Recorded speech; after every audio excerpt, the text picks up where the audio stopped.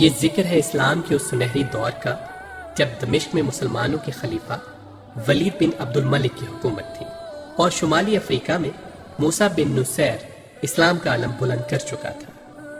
افریقہ کے مغرب کے علاقے میں بربر قبائل آباد تھے۔ طارق بن زیاد کا تعلق بربر قبیلے سے تھا۔ بربر ایک ایسا قبیلہ ہے جو کہ شمالی افریقہ میں رہتا ہے۔ آج کے شمالی افریقہ کا بربر علاقہ الجزائر، مراکش، تیونس اور دیگر حصوں میں تقسیم ہے۔ طارق بن زیاد 50 ہجری یعنی سن 640 عیسوی میں پیدا ہوئے تھے۔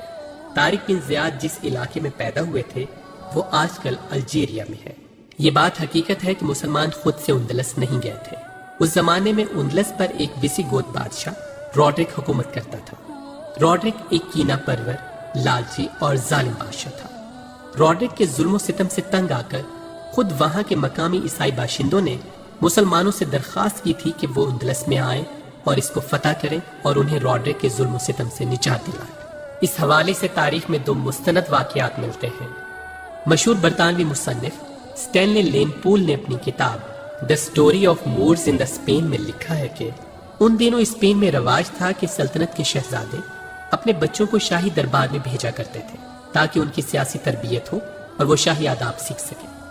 جن شہزادوں کے بچے شاہی دربار میں جایا کرتے تھے ان میں کاؤنٹ جولین جو کہ سیوٹا کا گورنر تھا، اس کی بیٹی فلورینڈا بھی شامل تھی۔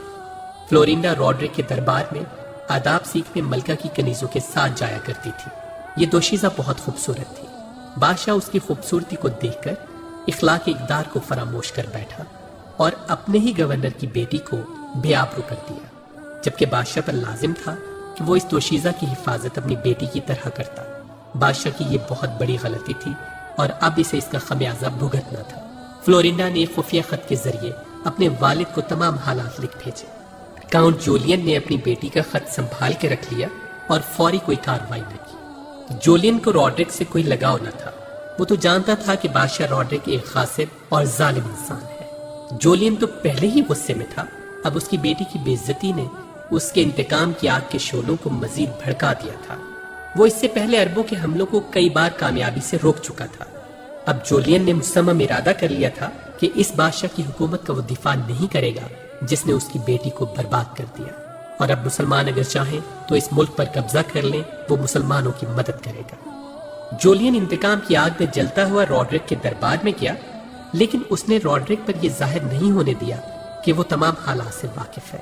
روڈرک نے ملک کے دفاع کے بارے میں جولین سے مشورہ کیا، بہترین اسلحے اور گھوڑوں کے ساتھ جنوبی اسپین کی کمان اس کو سونپ دی تاکہ وہ غیر ملکی حملہ آوروں کے خلاف تیار رہے۔ جولین جب دربار سے روانہ ہوا تو وہ جاتے ہوئے اپنی بیٹی فلورینڈا کو بھی ساتھ لیتا گیا۔ روڈرک نے جولین سے کہا کہ وہ اس کے لیے خاص قسم کے باز جنوبی اسپین سے بھیجے، کیونکہ بادشاہ کو شکار کھیلنے کے لیے ان بازوں کی ضرورت ہے۔ جولین نے بادشاہ سے کہا کہ وہ اسے ایسے باز بھیجے گا جو اس نے اپنی زندگی میں اس سے پہلے نہ دیکھے ہوں گے۔ اس بات میں اس کا خفیہ اشارہ آنے والے عربوں کی طرف تھا اور وہ واپس سیوٹا چلا گیا۔ جیسے ہی وہ سیوٹا واپس لوٹا، وہ پہلی ہی فرصت میں موسیٰ بن نصیر سے ملا۔ موسیٰ بن نصیر شمالی افریقہ کا عرب گورنر تھا۔ اس کی سپاہ سے جولین کے دستوں کی کئی بار تلواریں ٹکرائی تھیں۔ جولین نے موسیٰ سے کہا کہ اب میرے اور تمہارے درمیان جنگ ختم ہوئی، اب ہمیں دوست بن جانا چاہیے۔ تب اس نے عرب جرنیل کو اسپین کی خوبصورتی، دولت مندی، شاندار شہروں، محلوں، گوتھوں کے بے شمار خزانوں، دریاؤں، انگور اور زیتون کے باغات اور سبززاروں کی کہانیاں سنائی۔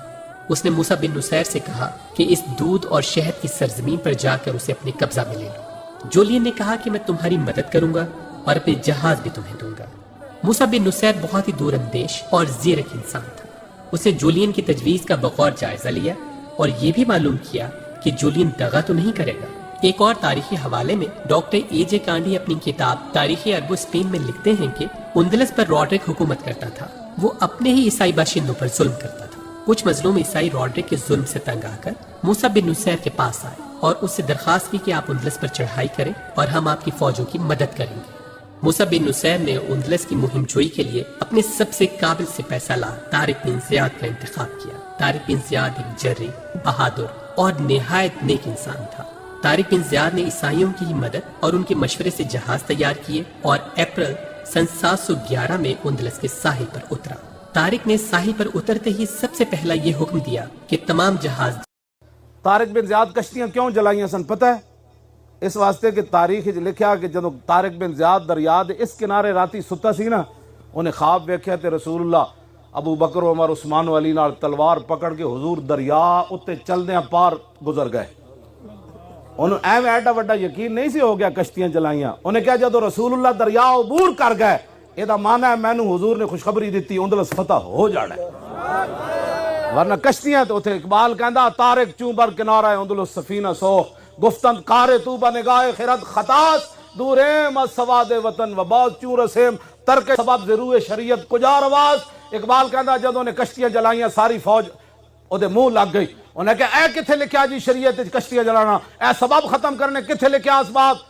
اقبال کہندا خندید و دست خیش بر شمشیر برد و گفت ہر ملک ملک ماست کے ملک خدائے ماست. اقبال کہندا طارق بن زیاد ہس پیا تلوار اینج لہرا کے ہاتھ وچ، او تے کہا جلیو سارا ملک ساڈے رب دا، اسی واپس ہون تھوڑا آیا، اسی اندر فتح کر کے واپس جانا. یہ طارق بن زیاد کی ایک زبردست جنگی تدبیر تھی. مقصد یہ تھا کہ سپاہیوں کے دل میں واپسی یا بھاگ جانے کا خیال بھی نہ آئے. طارق نے ایک پہاڑی پر اپنا مورچہ قائم کیا جو کہ جبل طارق کے نام سے مشہور ہے، جس کا نام بگڑ کر جبرالٹر ہو گیا ہے. طارق بن زیاد کا روڈرک کے ساتھ مارکا وادی لکا میں ہوا تھا.